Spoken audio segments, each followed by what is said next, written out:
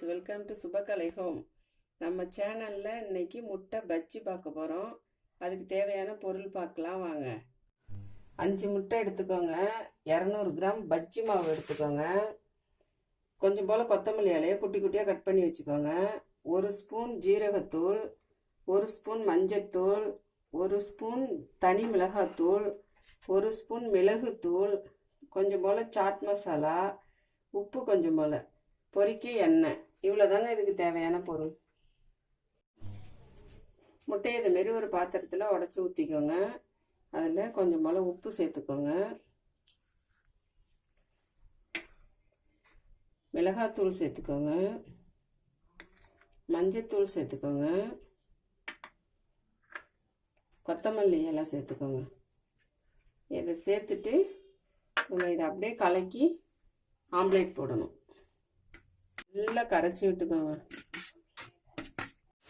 ஒரு தோசைக்கல் வச்சுட்டு அதில் எண்ணெய் போட்டுக்கோங்க. எண்ணெய் போட்டுட்டு அப்படியே நம்ம இதில் மொத்தமாகவும் ஊற்றி வச்சுக்கோங்க. இப்போ இது தோசைக்கல்ல அப்படியே எல்லாத்தையும் மொத்தமாக சேர்த்து ஊற்றிடுங்க. இது நல்லா வேக விட்டுட்டு திருப்பி பரட்டி போடணும். கொஞ்சம் லேசாக அடிப்பக்கம் வெந்து வரும்போது இந்த டைமில் ஜீரகத்தூள் போட்டுக்கோங்க.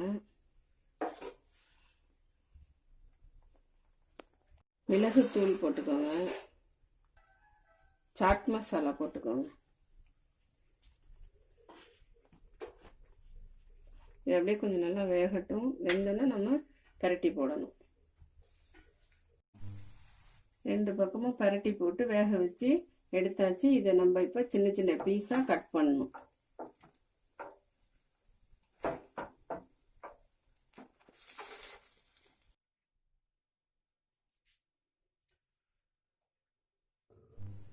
இப்போ நம்ம பஜ்ஜிக்கு மாவு பிசைகிற மாதிரி பிசைஞ்சு எடுத்துப்போம். பாருங்க, இந்த அளவுக்கு மாவு பிசைஞ்சுக்கோங்க. எண்ணெய் காய வச்சுக்கோங்க. இப்போ நம்ம ஆம்லேட்டை நம்ம இந்த மாவில் வச்சு இப்படி பரட்டி எடுத்துக்கோங்க. அப்படியே நம்ம எண்ணெயில் போட்டுற வேண்டியது.